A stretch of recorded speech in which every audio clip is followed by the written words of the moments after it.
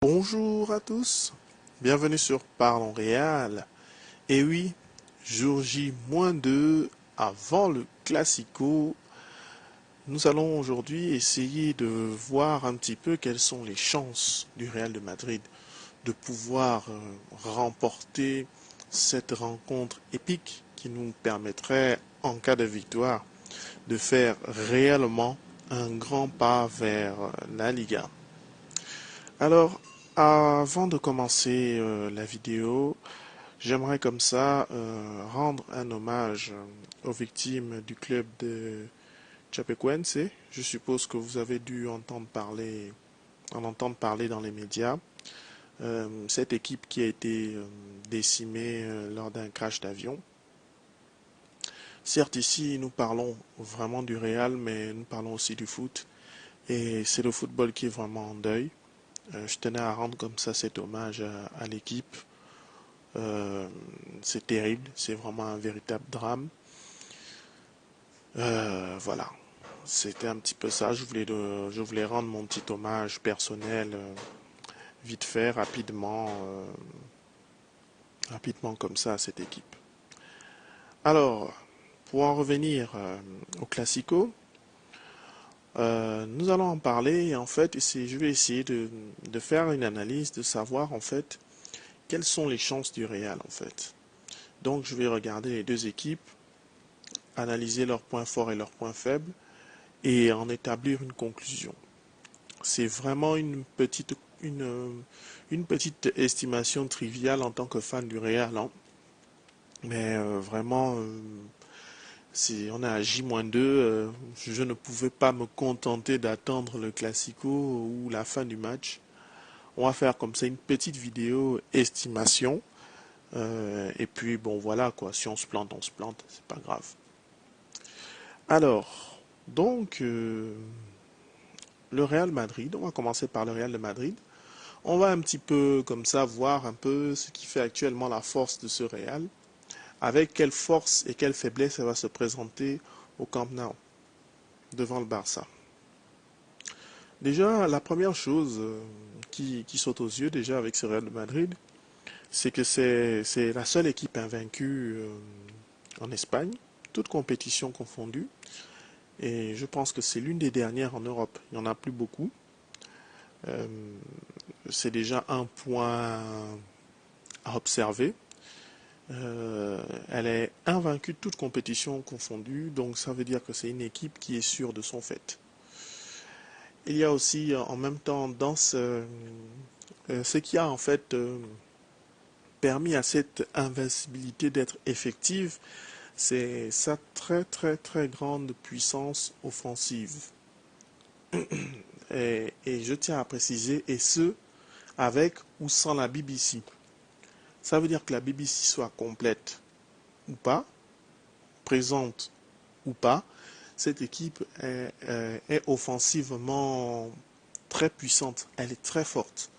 Donc ce n'est pas comme, je dirais par exemple en 2014, où tout de même, même l'année dernière, mais l'année dernière, la BBC n'a pas tellement joué ensemble en fait, tellement de blessures, et ça a déjà commencé. Tous les membres de la BBC ont été blessés à tour de rôle, donc les matchs disputés ensemble ne sont pas très nombreux. Mais on peut voir que quand même le nombre de buts inscrits euh, est très élevé. Donc c'est une équipe invaincue, euh, avec un potentiel offensif énorme. Et il n'y a pas que les attaquants qui se contentent de justement marquer. Tout le monde, je pense qu'il n'y a que 2 ou 3 joueurs dans l'effectif régulier, on va dire, qui n'ont pas marqué encore. Donc ça veut dire que le danger vient de partout. C'est pas juste par exemple les attaquants qui ont marqué 10 buts là, 12 buts là, 15 buts là et qui permettent à l'équipe d'avoir un grand nombre de buts. Non. C'est vraiment toute l'équipe qui globalement, offensivement est dangereuse. Donc il y a un petit peu ça dans ce premier point, l'invincibilité actuelle et le potentiel offensif considérable. Euh, Si ces 2 points aussi sont permettent, enfin, si dans ce point qui a deux volets, l'invincibilité et la puissance offensive, arrive à être autant marquée, autant aussi présente, je pense que c'est quelque part parce que c'est une équipe qui a réellement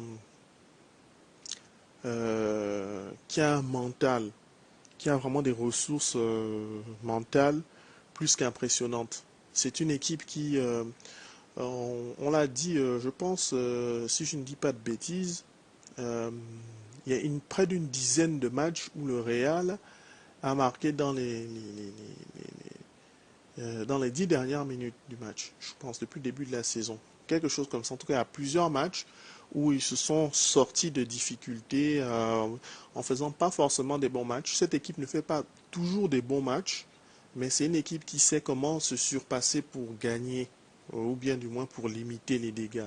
Il y a souvent eu, ils étaient menés, ils ont réussi à faire un nul. Donc c'est un petit peu ça, c'est une équipe qui sait se surpasser, qui arrive en fait à corriger ses erreurs de par sa puissance mentale. Si elle a mal commencé un match, ben, elle réussira à le finir en trombe et ça lui permettra de renverser des situations compliquées. Mais voilà, et cette équipe, elle le fait, que ce soit dans un bon ou dans un mauvais jour. Voilà, on a pu le voir contre l'Atlético. Voilà, ils surpassaient l'Atlético, mais ils ne se sont pas contentés de les surplanter. Ils ont vraiment voulu aller de l'avant. L'équipe a vraiment voulu gagner et battre son adversaire parce que l'Atlético ne se laissait pas aussi faire. Donc je pense que c'est un autre aspect plus qu'intéressant. Il y a aussi un collectif très solidaire. Cette équipe est vraiment très très collective. Tout le monde participe aux différentes tâches. On a pu le voir souvent, voilà, bon, même c'est peut-être pas si souvent que ça, mais on voit souvent un Cristiano qui va défendre, on voit Isco qui aide, Kovacic qui descend, qui va. Tout le monde participe, tout le monde joue ensemble, tout le monde se bat. Et ce que le match soit bon ou mauvais, tout le monde se bat, généralement en tout cas, l'équipe collectivement en fait c'est une équipe qui a vraiment envie de suivre le message de son coach Zinedine Zidane. Elle est très motivée. L'équipe croit en ce qu'il dit. Et en fait, je pense qu'ils se rendent compte qu'en croyant en ce qu'il dit, ils arrivent à être meilleurs. Donc forcément, le message passe bien et le collectif suit. Même si c'est pas toujours parfait, même s'il y a des matchs qui sont pas toujours au point, mais c'est une véritable équipe. C'est un véritable collectif. Tout le monde veut jouer avec tout le monde et voilà quoi. Je connais pas j'ai rarement vu d'équipes qui font de super matchs de la première à la dernière journée, hein. Donc voilà, ça c'est assez normal qu'il y ait des matchs qui soient moins bien que d'autres. Mais globalement, je trouve que collectivement, cette équipe a une envie de jouer ensemble qui est vraiment plus qu'intéressante. Bon, on va maintenant aller aussi sur les points faibles. Je pense que vous devinez par où je vais commencer. C'est une tradition hein, chez le Real Madrid. C'est pas propre à ce Real-là. C'est une tradition. Je trouve que c'est une défense qui encaisse beaucoup de buts. Elle encaisse beaucoup de buts et parfois même des buts qu'elle n'aurait pas dû encaisser. C'est vrai qu'il y a des buts qu'on ne peut pas enlever, qu'on ne peut pas éviter parce que l'adversaire a su lire, a su être intelligent, voilà, ou voilà, il nous a pris à contre-pied, voilà. Mais il y a des buts que ce Real encaisse qui sont d'une voilà quoi. Je trouve que cette défense n'est pas toujours très concentrée. Il y a des errements défensifs et ceux venant de presque tous les défenseurs, hein. Presque tous les défenseurs du Real le font. Les quatre défenseurs centraux du Real sont vraiment à un très bon niveau. Que ce soit Sergio Ramos, que je trouve quand même mieux cette saison, par rapport à la saison dernière par exemple. Pepe constant, Varane et Nacho ces dernières semaines, ils ont montré ils sont passés un cran au-dessus. Voilà, même Nacho hier, C'est vrai que c'était Leonessa, mais bon, hier il a encore fait le boulot et il a envie de le faire. Donc voilà quoi. Mais je trouve que c'est une défense qui parfois sur des actions anodines, des actions bêtes encaisse des buts quoi. Euh, en fait, c'est une équipe voilà, là, en fait, c'est une défense qui, qui concède des erreurs stupides. Euh, et ça fait qu'on encaisse parfois beaucoup. D'où cette série qu'on avait eue, je crois, de 7 ou 8 matchs, hein, de 6 ou 8 matchs, a toujours encaissé au moins un but par match. C'est quand même assez étonnant, quoi. C'est assez inquiétant. Voilà, quand on sait que le Barça a une attaque de feu, ça fait quand même un petit peu trembler. Bon, il y a aussi cet aspect, comme autre point faible, c'est aussi lié à la défense, mais là je vais quand même, là c'est quand même d'un point de vue global de toute l'équipe, mais on va dire, je trouve c'est un peu plus la défense qui est concernée.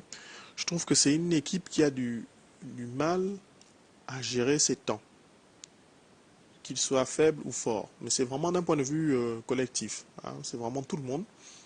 Mais quand je dis que c'est une équipe qui a du mal à gérer ses temps, qu'il soit faible ou fort, ça veut dire que par exemple, vous allez voir l'équipe, elle va mener 1, 2, 3, 0.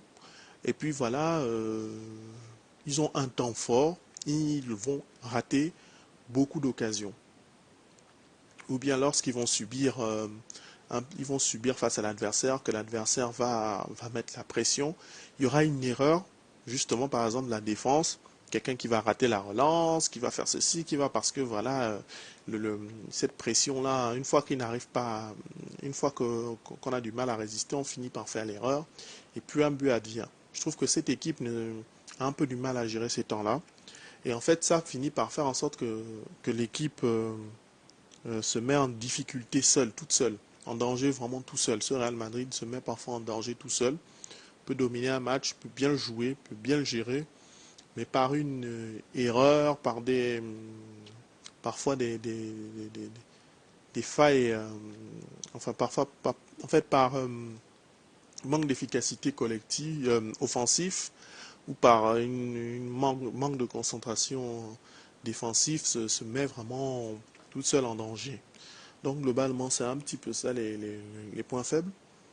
J'ai un petit peu essayé de décrire le Real. Donc dans ses forces, l'équipe est invaincue, gros potentiel offensif, des ressources mentales impressionnantes, un collectif solidaire, une défense qui encaisse beaucoup pour les points faibles, et voilà, une équipe qui se met toute seule en danger.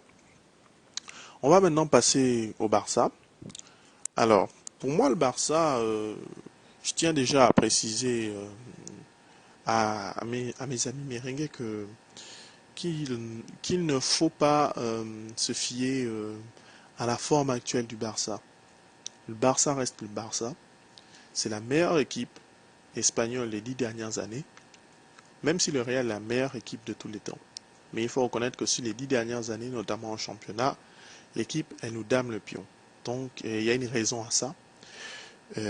Donc, il faut vraiment rester, ne pas enterrer l'adversaire trop tôt. Alors, le Barça, concernant les points forts, bien évidemment, on parlera de la MSN. C'est quand même le meilleur trio d'Europe et il peut faire tomber n'importe quelle défense à n'importe quel moment. Ce trio est diabolique, il est incroyablement fort, il est incroyablement complémentaire, voilà quoi. Il y a Suarez qui est le finisseur, le tueur, mais qui est aussi le passeur en même temps aussi, à, à- qui arrive à vraiment donner des bons ballons à ses autres, à ses coéquipiers. Tu as Neymar qui est le perturbateur, qui vraiment, lui, par ses dribbles chaloupés, ses feintes de corps, ses accélérations, c'est vraiment lui qui fait tanguer la défense d'un côté, qui emmène les défenseurs et arrive à donner le ballon dans un trou de souris. Et puis tu as bien entendu Messi qui est le créateur, finisseur, passeur, organisateur, lui il est le créateur. Donc vraiment ce trio offensif est une menace constante. Affronter ce trio, c'est pas rien. la défense du Real se doit d'être beaucoup plus concentrée, au moins au niveau de ce qu'elle a montré contre Atlético. S'il veut avoir une chance de gagner, si on veut avoir vraiment une chance de gagner, il faut au moins être à ce niveau défensivement, au moins. C'est un petit peu ça. C'est un aspect qui est réellement à craindre, c'est un point fort. Je pense qu'avec un trio comme ça, dans n'importe quel championnat, tu finiras champion. Dans n'importe quel championnat, tu mets la MSN en Angleterre, elle va gagner, en Italie, elle va gagner, en Ligue 1, elle va gagner, en Bundesliga, elle va gagner. Donc, c'est pas une mince affaire de l'affronter. Et en plus, ils ne jouent pas qu'avec la MSN. Voilà, ils ont un bon milieu qui sait comment les nourrir, qui sait comment les gérer. Donc, c'est un peu ça. Et l'autre point positif sur ce Barça, par rapport au Real de Madrid, je trouve que, excusez-moi, je trouve que c'est une équipe qui a plus de certitude dans son jeu. Oui, je trouve que le Barça a une identité auquel il obéit, qui est fixe, qui fait en même temps sa force et sa faiblesse. Parce que le Barça ne change jamais de façon de jouer, peu importe l'issue du match. C'est ce qui fait sa force et sa faiblesse. Quand ils dominent, ils jouent d'une certaine façon, avec leurs variantes, ils se connaissent, ils savent comment piéger, ils ont des certitudes, ils savent vraiment comment ils vont commencer et terminer tel type d'action. Je ne dis pas que le Real n'a pas de certitude, le Real a des certitudes, le Real a un style. Mais je trouve que le Barça, dans son style, a mis une plus grande routine, si on peut dire ainsi. Donc, les mecs dans le système se connaissent bien mieux, l'appliquent bien mieux. C'est très dangereux de jouer contre des joueurs contre des joueurs qui se connaissent aussi bien, qui savent tellement bien ce qu'ils ont à faire. Et quand ils ont un tel talent, donc ce n'est pas gagné. C'est un petit peu ça. Bon, maintenant, je trouve que globalement, actuellement, c'est ce qui fait la force du Barça. Leur trio d'attaque et leur connaissance parfaite de leur propre style de jeu. Hormis ça, voilà, je ne vois pas ce qu'il y a en plus réellement. Donc je vais déjà passer sur leurs points faibles. Alors, sur les points faibles, ben, le Barça a une défense tout aussi friable, sinon peut-être un peu plus. En tout cas, je trouve qu'au niveau de la défense au Real Barça, c'est même bip, même tabac. C'est une défense très friable, cette défense du Barça. Elle encaisse beaucoup. Il y a des joueurs qui semblent moins bons, moins concernés, ou pas encore vraiment au niveau. Par exemple, il y en a des joueurs comme Lucas Digne, voilà. Bon, Jérémy Mathieu, il a disparu des radars. On ne sait plus trop où il est.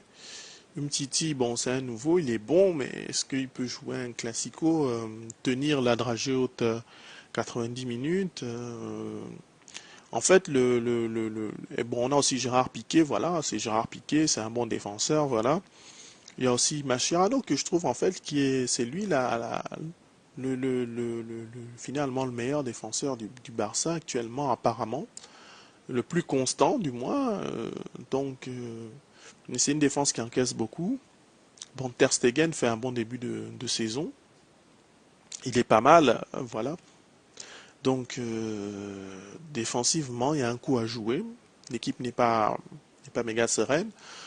Je n'ai pas vraiment regardé, j'ai aperçu une dizaine de minutes le match en Coupe du Roi, mais bon, voilà, l'équipe, c'est un turnover, hein, même s'ils ont fait un partout, ça veut rien dire.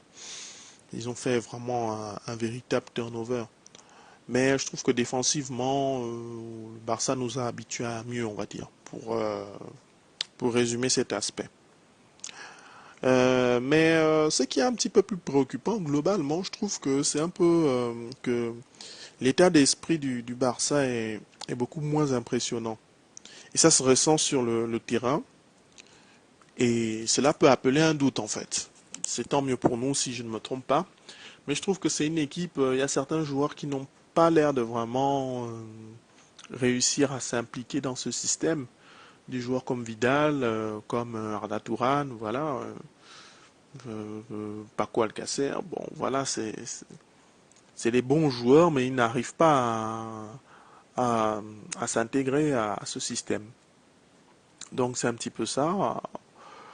Ça peut jouer pour nous. Moi, je l'espère. J'espère que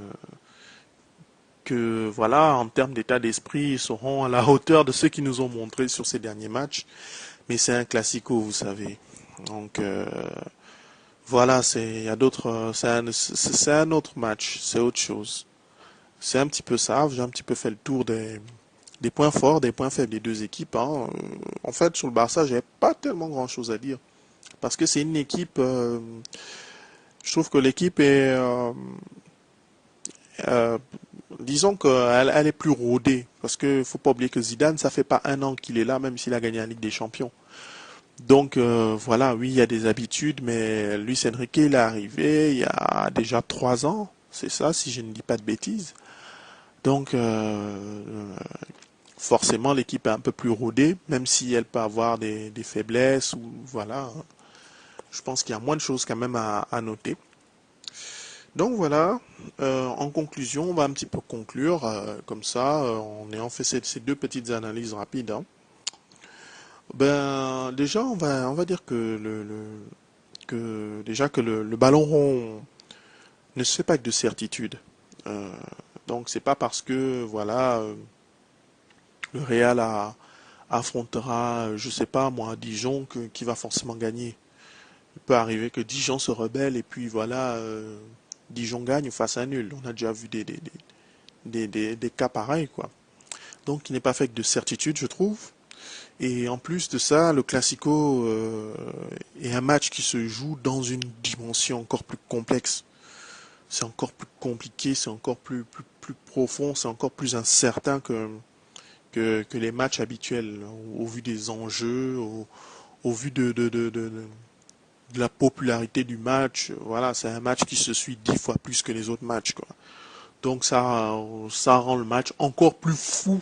Ce match est encore plus fou, même, ou tout aussi fou qu'une finale de Coupe du Monde, quoi, par moment. Donc c'est un peu ça. Et au moment du coup de sifflet initial, les stats sont remises à zéro, je trouve. Et il n'y a que la vérité du terrain qui détermine encore plus le vainqueur. On a pu le voir, hein, vous regardez par exemple l'année dernière, le Real a pris une correction 4-0 à domicile. Ce qui pouvait laisser présager que le match retour sera encore plus difficile vu qu'on allait jouer au Camp Nou. Eh ben non, on a gagné au Camp Nou 2-1. Donc vous voyez un petit peu le côté illogique de ce match, quoi. C'est un peu pareil, l'année d'avant, on avait gagné 3-1 à l'aller et on perd 4-3 au retour à cause d'un penalty. Mais c'était un match complètement fou, c'était dingue. Donc c'est un peu vous dire que vous montrer combien ce match est complètement fou. C'est un match qui ne, on ne peut pas, on ne peut pas. Je trouve qu'il est dangereux, même pour soi, même pour l'équipe d'être prétentieux et d'affirmer une victoire. Parce que ce match est incertain. Je me souviens à l'époque, voilà, on avait un Real assez nul avec les Julio Batista. En face, il y avait le Barça des Ronaldinho, Messi qui était là, Eto'o. On avait quand même réussi à les battre chez eux, je crois 1 ou 2-0. Non, oui, 1-0 avec un but de Julio Batista, mais c'est vous dire combien ce match est fou. Même des nullards comme Julio Batista ont gagné ont donné des victoires au Real face au Barça.